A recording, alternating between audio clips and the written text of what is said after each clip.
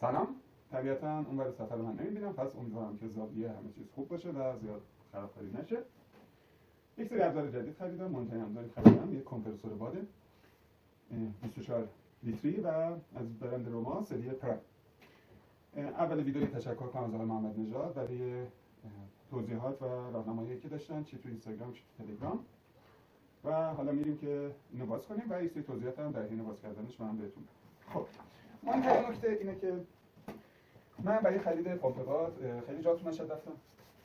همشون به دست استثنا گفتن برای تو که میخوای از باکس بادی استفاده کنی نیاز به پمپ باد حداقل 150 یا حداقل پمپ باد 250 لیتر خورجینیه. میخواد که یک لشی بود در اندازه خودم دیگه نگی، ولی اینو من با آقای محمد نژاد صحبت کردم، فروشگاه ابزار جان، و گفتن که برای باکس بادی جواب خواهد. حالا اول اینو باز میکنیم، نصب میکنیم، تست میکنیم، بعد میریم جلو و یکی یکی میایم و بررسی میکنیم که آیا این چیزی دیگه و جواب میده یا نه. خب این قاعدتا باز شده بود، از تهران تا مشهد 300 و خورده هزار تومان پول کرایه‌اش شد. اینا یک سری ابزار دیگه که مجموعاً حدود 25 کیلو وزنشون شد. خب این قبلا کارتونشو باز کرده بودم، اما الان میریم برای پیاده‌ای. دو تا از اینا داره که برای به کجا میتونیم اینا رو بذاریم. حالا بعدا میفهمیم چی. یه دفترچه راهنما هم باشه. این دفترچه این کارت گارانتی ما داره، یک دونه پایه، مقادیر پیچ و 2 عدد چرخ. خب اول از همه بیایم ایناشو اسمبل کنیم، بعد بریم سراغ برنامه. یه چیزی می‌کنیم از زمین بلند کنه.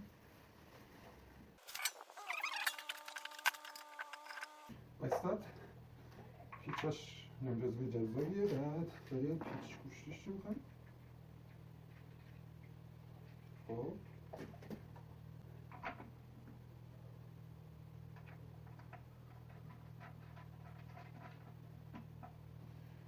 خب میریم سراغ اینا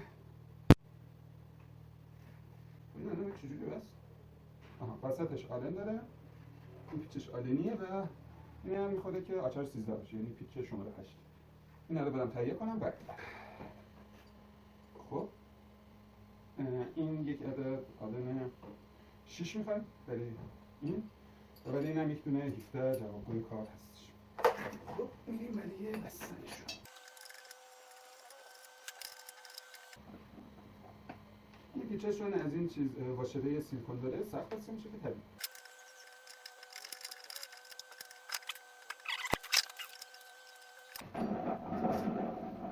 چون عملاً وزن خاصی هم روش نیست، نمیخواد زیاد سختی بکنیم.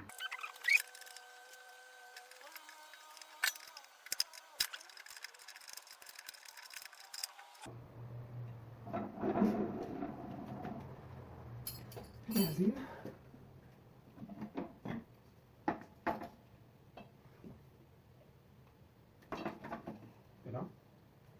خب یه کارتون باید میکنم.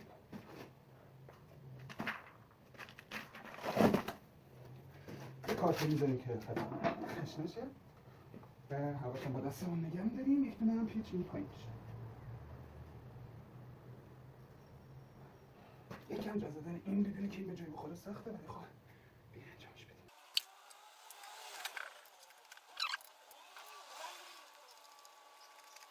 بیشتر صفر شد، ما خب بدم اوکی. حالا بیاین دفترچه‌اش. این در ضمن طبق کاتالوگش داخل مخزنش سرامیکیه. حالا ببینیم دو تا سیاه رو کجاش باید بذاریم.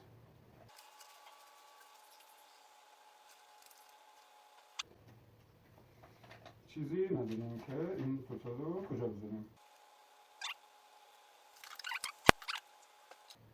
خیلی شبیه اینجا.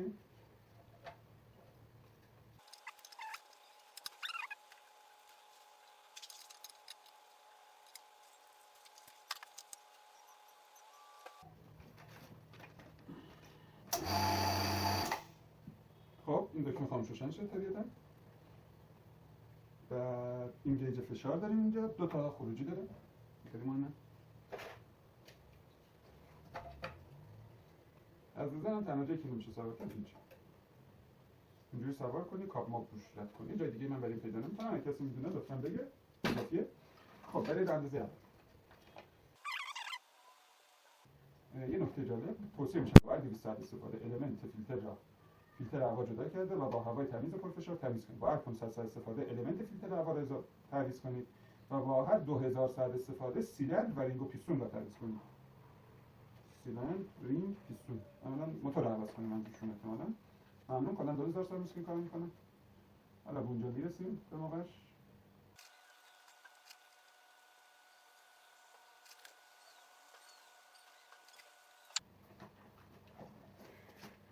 یکی مریض کنیم. اینجا نوشته که یک دونه دکمه اوورلود داره، موقع فشار رو موتور زیاد باشه میزنید بیرون که قاعدتا با این کار نداریم. این بعد یه شپردلو اینایی داره که من اصلا من بهش کاری بهش نداریم. اینجا دکمه خاموش روشن شده و برای اینم گفته اینه که بکشیم بیرون باید هوا خارج بشه و تست کنیم که هوا تخلیه بشه.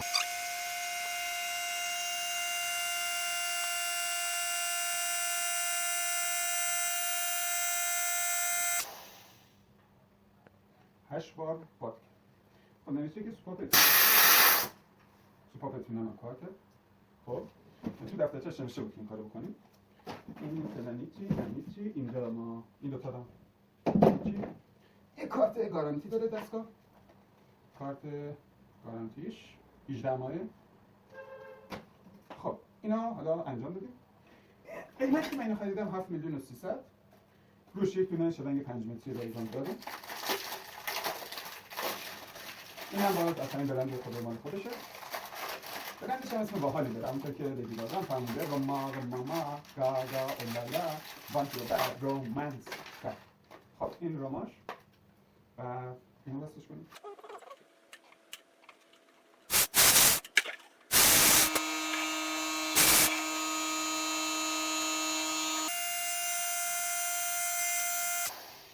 خب حالا این که آماده چیز شد میریم سراغ آیتم.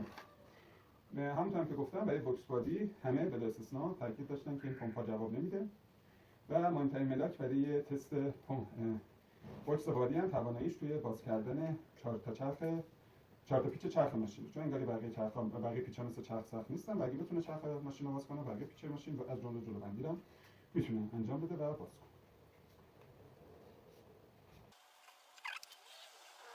یک عدد بوکس بادی اصلا هم از همین فروشگاه ابزار جان گرفتم. از لحاظ وضعی که خیلی خوبه، از لحاظ قیمتی هم 2 یا 200 گرفتم، از اون آلمان خیلی خوش قیمته. بعد نکته‌ای که هستش اینه که روش چیز نداره از این کوپلینگ باد. حتما موقعی که خواستین سفارش بدین براتون بفرستم بهشون بگین کوپلینگ باد بذارم. برای من نداشته بودم، دونه 15 تومن گرفتم. ابزار فروشی متوسط رو به بالا داد. بعد طبق مشورتی که با خود آقای محمد نژاد کردم گفتم که راندازی این کسا نیاز به هیچ کاری نداشت همونطور که دیدیم، ولی برای این باید داخلش روغن ریخته بشه. بعد فرمای خارجی اینا نگاه کردم، همشون متفق قول گفته بودن که نیاز شما حتما اینو روغن کاری کنید هر روز. به همین دلیل الان میریم که روغن برای بحث روغن داخلی که قاعدتا خیلی چیزی برای این کارا روغن ما نداریم. توی خارجی نگاه کردم گفتن که روغن SAEC. من روغنی که تو ماشین میریزم SAE 20W50 سی هم میتونیم وسطه پس قاعدتا وجب.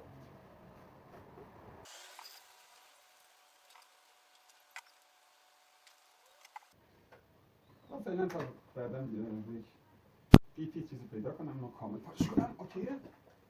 بعد اینم برای که این برام دیده نشه دستامون رو تمیز میکنیم باش چرب میکنیم.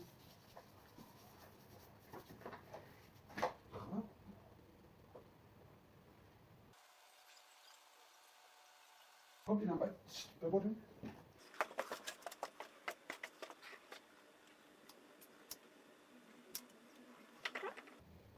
اول از همه این رو روی ببندیم. پس یک کوپلینگ میخواد، کلا بوکسر بادی کوپلینگ نداره، باید حتما کوپلینگ براش بگیریم. خب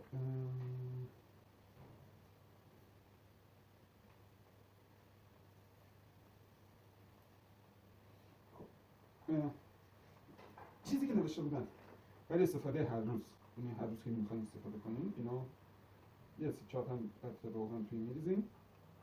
حالا من الان چون اولش یکم بیشتر ریختم، بعد ایشون رو بهش وصل میکنیم. بس شد. حالا مثلا این کار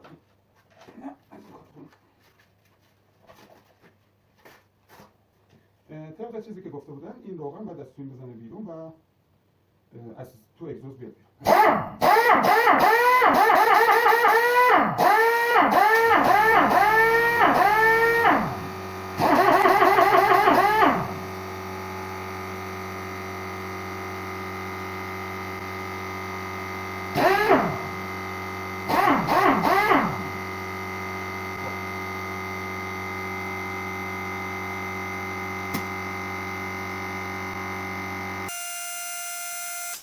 چون از این برش روغن نزد بیرون، من کم دیگه روغن اضافه کردم. بله.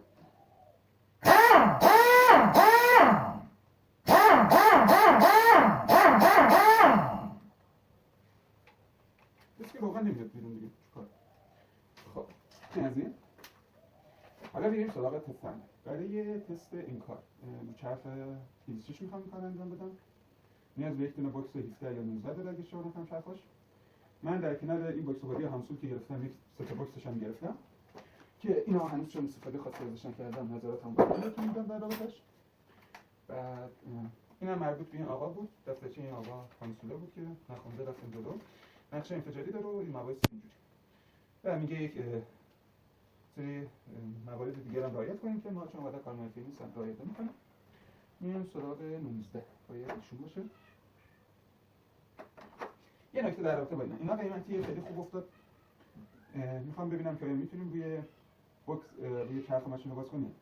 در کل برای باکس بادی شما نباید از این باکس استفاده کنید، بعد از باکس فشار فردی واقعی که میشیطوره و شدن ترتره و جنس سگجون تری داره استفاده کنیم. ولی خب نداریم که یعنی پولشو نداریم، از این استفاده میکنیم. بریم اول چرخ ماشین رو سفتش کنیم، بعد با این آقا ببینیم چهار تا رو میتونیم باز کنیم.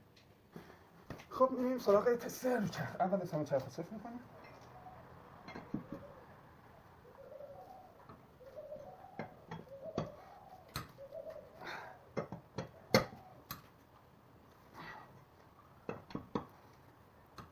بسه بعد جرس میزنیم که اگه چرخ کردم دستان درست نکنه برای من که وزن میگه داره. خب 19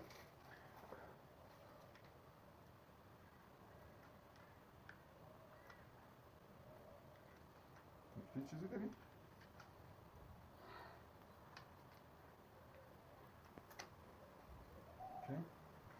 بعد ما میخوایم لفت بدیم. لفت 2 یا 3 2 با پالت وسط.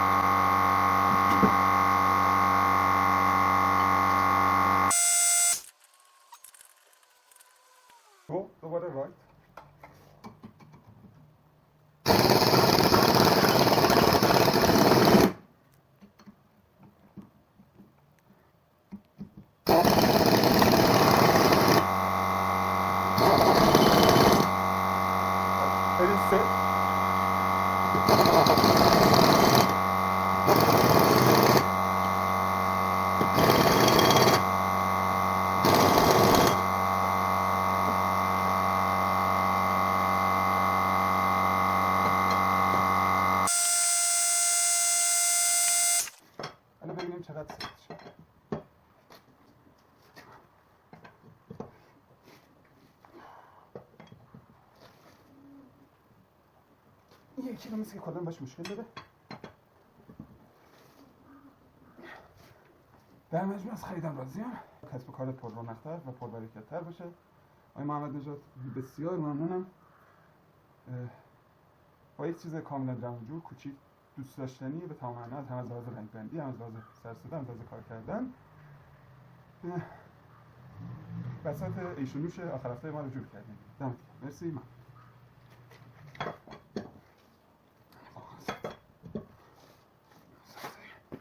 اینم باکسی که باش کار کردم که از نظرم خیلی خوب و جواب میده دیگه.